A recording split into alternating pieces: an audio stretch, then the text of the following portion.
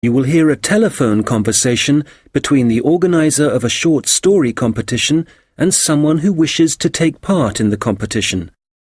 First, you have some time to look at questions 1 to 6.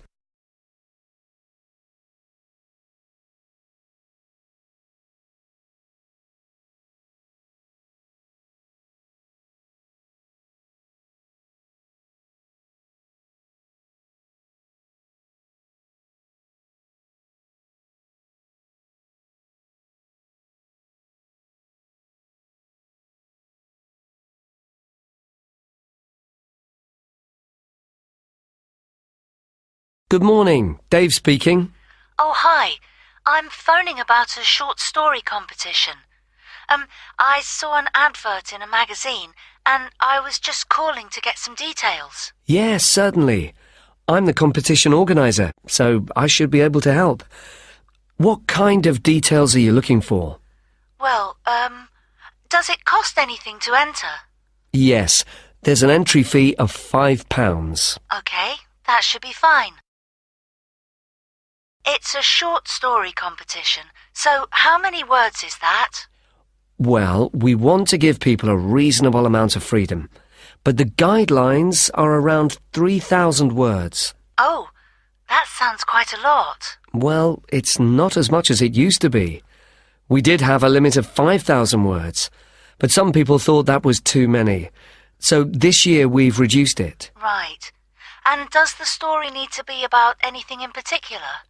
No, you can write about any topic you like. But the main point of the competition is that it has to have a surprise ending. Oh, I see. That sounds interesting. I don't think I've ever written a story like that before. Yes, it's something we've introduced for this year's competition. Right. I'm 18. Is there any age limit? Yes, you need to be 16 or over. So, if you're 18, that's fine. Great.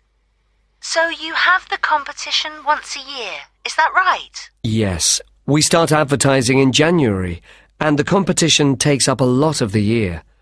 We give people a few months to write their story, and then it takes quite a long time to judge all the entries and to announce the winners. I see. So when is the closing date for the competition? It's already April. I hope I'm not too late. No, you've still got plenty of time. You need to submit your entry by the 1st of August. After then, it will be too late. Although you can always enter next year's competition. Okay, good. So how do I enter? Well, we have a website, and the best way to enter is to complete the entry form online. We also have more details of the competition on the site. Shall I give you the web address? Yes, please. Okay, it's www.comp4ss.com, and that's the number 4, not the word 4. Okay, thanks. I've got that. So I can complete the entry form online, but how do I send the story? Do I print it out and send it to you? Well, you may want to print the story out so you can review it, but don't post it to us. When you've finished your story, you will need to email it to us. The email address is on the website I gave you. Okay, that's fine. Before you hear the rest of the conversation, you will have some time to look at the questions 7 to 10.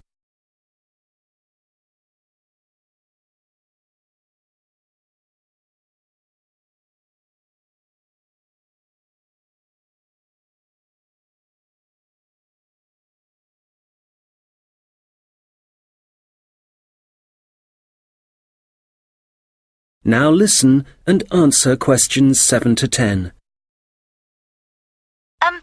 Can you tell me a bit about how the competition is judged and what the prizes are? Yes, of course. Well, once we have all the entries, I send them to all the judges. Our competition is quite popular, so we are lucky to be able to use famous authors who are very interested in the competition. That's fantastic!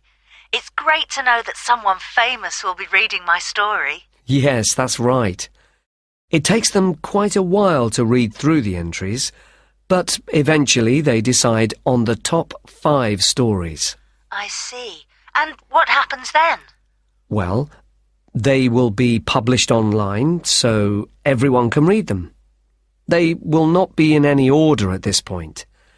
They will just be the 5 stories that the judges think are the best. And do all the top 5 stories get prizes? No, it's just the top story and the runner-up. So how is the top story decided? Well, once the top 5 stories are available, it will be the public who will vote for their favourite story. Right, I see. So I need to get all my friends to vote for me then? Yes, that's a good idea. And what is the prize? Well, the runner-up gets a prize of £300, but the winner gets a trip to Spain to attend a workshop for writers. Wow, that's brilliant! I'd better get writing straight away. Yes. Good luck. Thanks. That is the end of section 1. You now have half a minute to check your answers.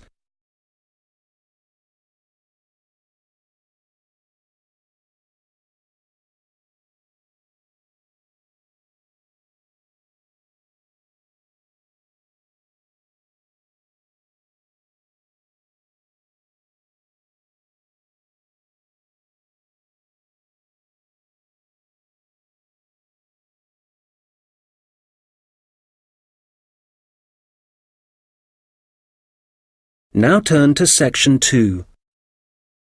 Guide talking about a sea life centre. First, you have some time to look at questions 11 to 17.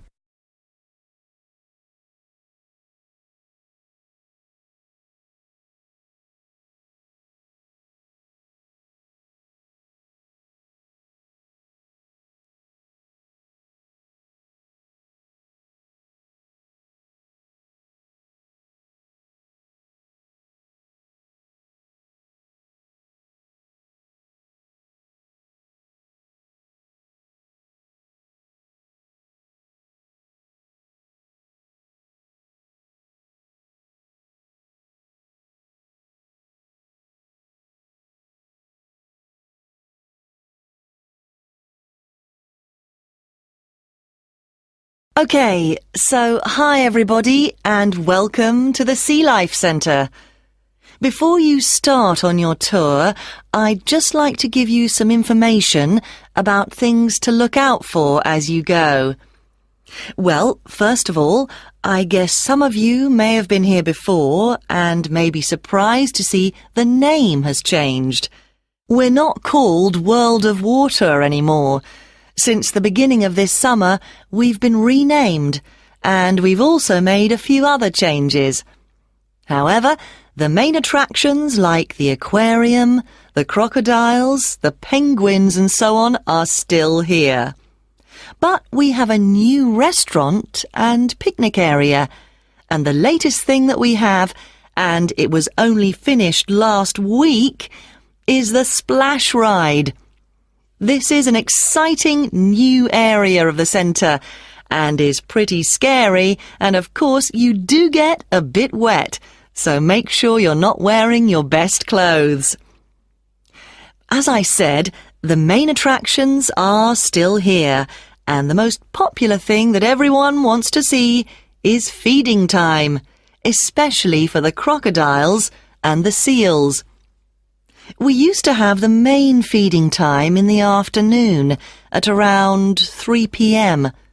But we found that some of the animals got a bit hungry waiting until then, and so we now have it at noon. They seem much happier with the new time, although it's a bit difficult to know what they're thinking.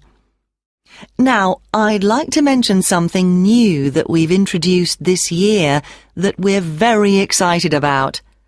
It's called a VIP ticket.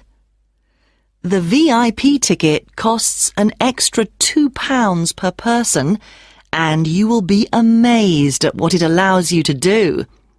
With this, you'll be allowed to feed the sharks.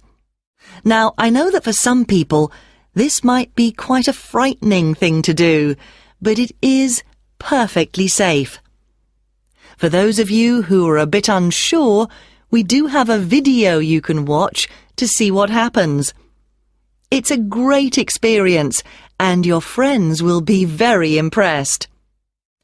Speaking of friends, I'd just like to remind you that the Sea Life Centre will be more than happy to organise a birthday party for you and your family and friends.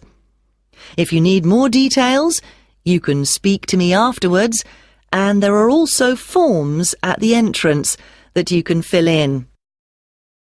I'd also like to bring your attention to the good work that the Sea Life Centre is doing in support of animal conservation.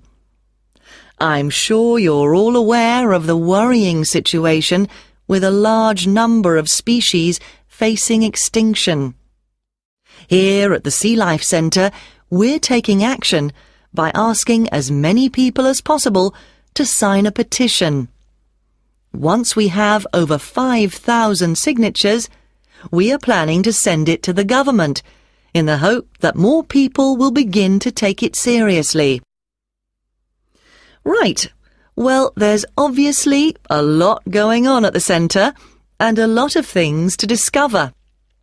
At all the attractions, there is helpful information, so please read as much as you can, and if you want to see what you've remembered, please do the quiz after your visit. There are no prizes, of course, but I'm sure you'll be surprised by how much you've learnt. Before you hear the rest of the conversation, you will have some time to look at the questions 18 to 20.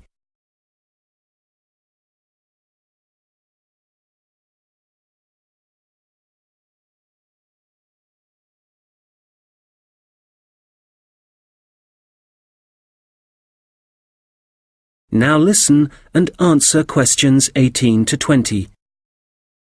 So, before I leave you all to start your tour, I've just got a few tips. There are a large number of attractions, and you may not have time to see them all. Of course, there are the old favourites like the aquarium and the crocodile cave, but if you don't have time to see everything, make sure you visit Turtle Town, which is beyond the aquarium and the seal centre. This is very special and has a large number of endangered species, and as it's at the far corner of the Sea Life Centre, it often gets overlooked. I also have to apologise for the Penguin Park. This has needed some urgent work to be done, and so will not be open for the next week. We're very sorry about this, but I'm sure you'll find the Seal Centre, which is directly opposite it, will keep you entertained just as much, if not more. We're also very busy today, as you may have noticed on your way in. Everyone starts here at the aquarium, but as it's so big, there's no waiting to get in. But today, we're expecting a lot of people to want to see the crocodile cave, as a couple of eggs have hatched out. So expect delays there and, if you like, move on to the Seal Centre first and then go back when things are quieter towards the end of the day. So, I'll leave you now, but if you have any questions, I won't be far away, and have a great time at the Sea Life Centre. That is the end of section 2. You now have half a minute to check your answers.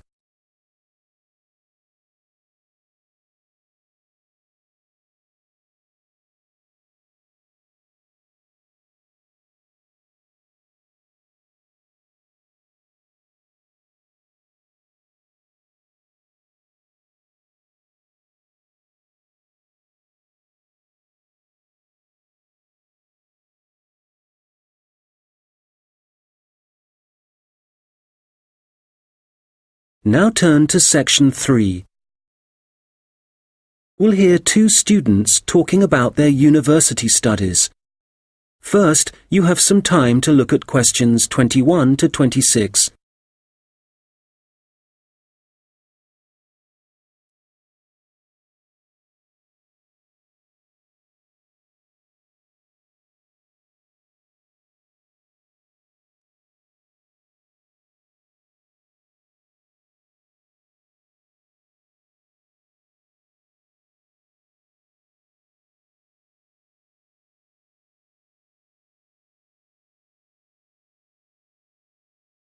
Oh, hi, George. How's it going? Hi, Martina. It's going well. How about you?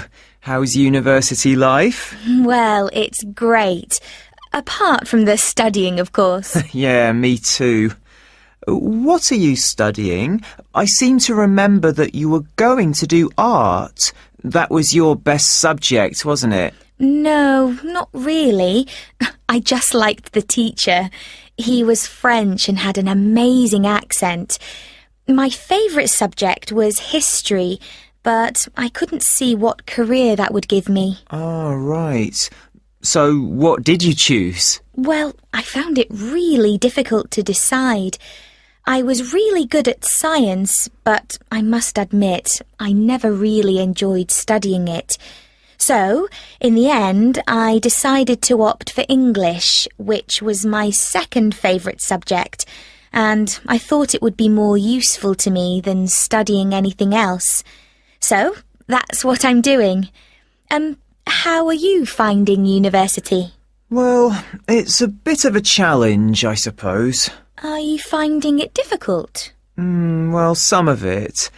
I'm doing mechanical engineering, which is really interesting, but it covers quite a lot of areas, like materials science, machine design, physics, and of course mechanics. And they're all fine, but it's maths that I'm struggling with. It's a lot harder than it was at school. I can believe it. It all sounds very difficult to me. But then I never was very good at mechanical things. I suppose it must involve some practical work. Well, not at the moment. Currently, it's nearly all theory, so it's a bit heavy going. I guess you need to start with that so that you can get a grasp of the concepts and learn a few facts before you start putting it into practice. It must be a lot different to the course that I'm taking. Yes, but in a few weeks we'll be having a lot more practical experience. In fact, I've got a great assignment this term working on jet engines, which means I'll be going on a few field trips to a nearby airport. Oh, that's great. It sounds like you're going to be very busy. Yes, I'm not sure how I'm going to cope with the work. We have a lot of lectures, and that's fine. The lecturers are very knowledgeable, and I learn a lot from them. But we also have a lot of seminars, and I find with so many people expressing their views, it can get quite frustrating. It would be better if we didn't have so many of those. Yes, it's the same for me.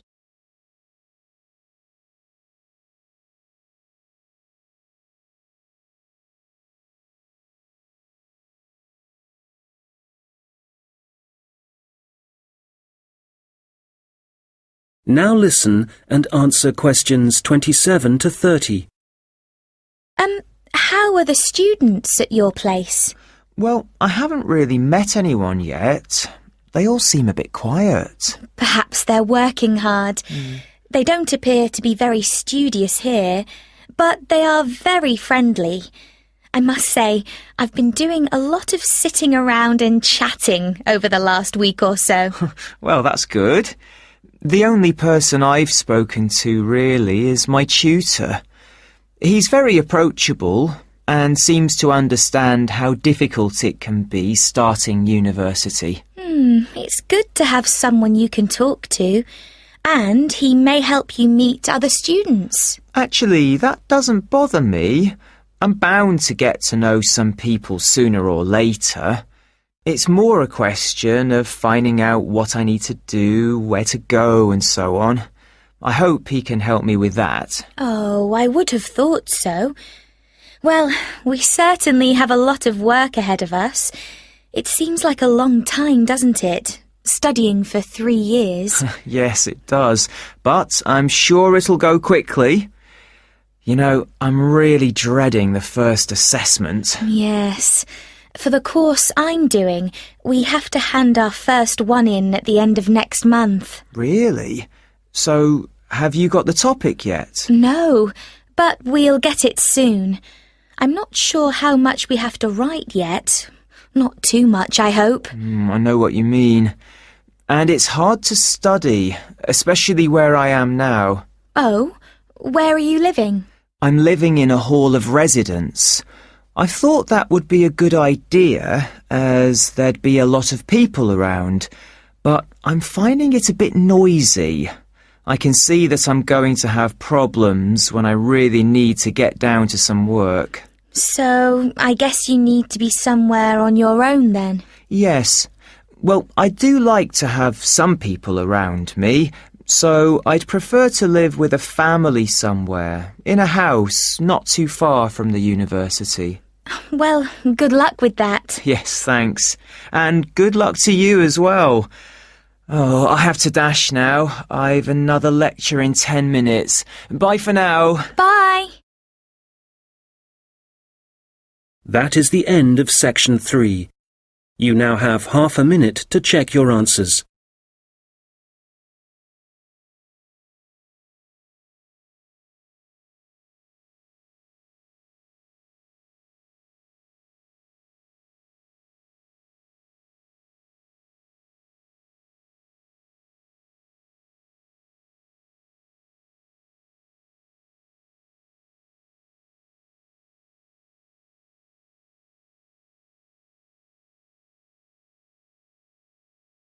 Now turn to section 4.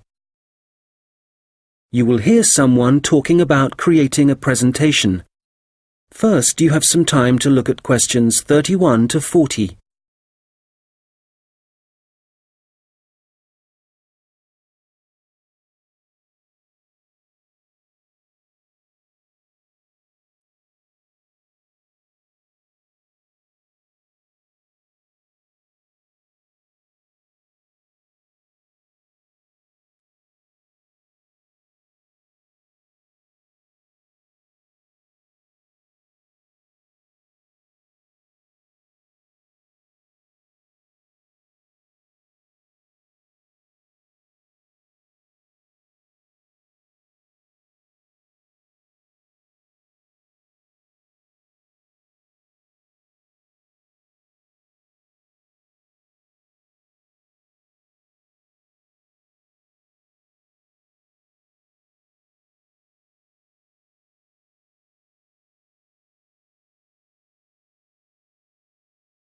Now listen carefully and answer questions 31 to 40. Hello, everyone. You've all been given an assignment for your sociology course, which will involve giving a presentation to the rest of the group. And so today, I'm going to be giving you a few tips on how to prepare your presentations. This should help you with your current assignment, but a lot of the principles I'll be putting across will be general principles which will, of course, help you with all your future presentations. So, first of all, the most important thing to consider is your audience, and in this instance, your audience are the other students in your group. There are 3 points to bear in mind. Firstly, you need to ask yourself what they need to know.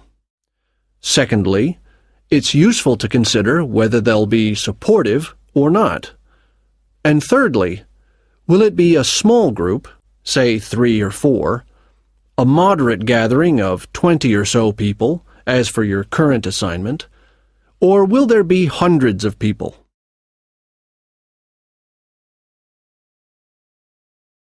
Having said all that, what I'm about to tell you will apply equally to any audience. So, how do you structure your presentation? Right at the beginning, you should tell them something that forces them to pay attention.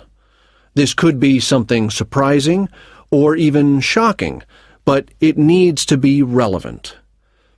After that, you need a list of items or topics showing them what you'll be covering, rather like an agenda. And then the main part of the presentation will follow. This main part will be the detailed information you'll be presenting, and could include facts, statistics, personal experiences, etc. After this, you should summarize what you've presented and close with what I call next steps. For this assignment, you could simply point the group to other sociology reference material. In other cases, you may want to suggest some actions that people can take. Now, what about the design of the slides for your laptop? Well, the important thing here is to be consistent. You need to have the same type of font and use the same color and size for the same elements. For example, all headers need to look the same. All bullet points need to be presented in the same way. And don't just stick to words. Bring the presentation to life by adding graphics. These could be in several forms, such as pictures, flowcharts, diagrams, histograms, and so on. And so let's move on now to presenting.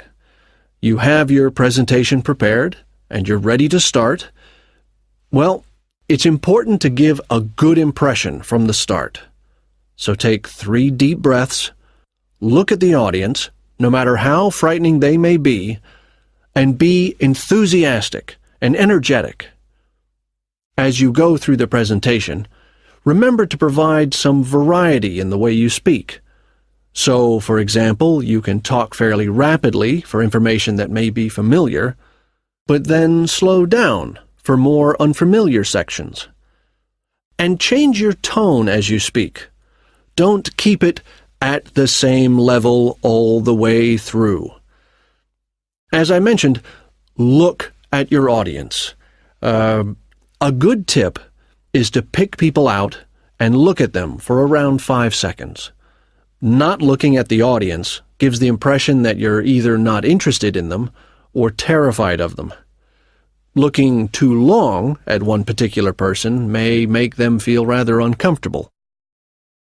There may be points in your presentation that you want your audience to really absorb, and in order to make important points stand out, you may consider adding silence right after these. It will give people time to reflect on what you've just said. Also, you may be presenting complicated ideas or technical details, but try to keep everything as simple as possible. Use simple words and as few as possible. And be clear. If you say something like, "This appears to be," it implies uncertainty. So using weak verbs such as appears, seems, could be, etc., needs to be avoided. I'll just finish off with a few thoughts on questions and interruptions from the audience. You may choose to invite questions from the audience as you go, or ask them to wait until the end. Either way, questions should be encouraged, as it provides you with some feedback on how interested the audience is and how well they're understanding you. When a question is asked, you need to provide an answer that is as accurate as possible. So, initially, my tip is to repeat it. This will ensure you have heard it correctly and will give you a few seconds to gather your thoughts. Interruptions, on the other hand, can be unwelcome, and you may get them for a variety of reasons. It's likely, however, that there's something in your presentation that's unclear or confusing.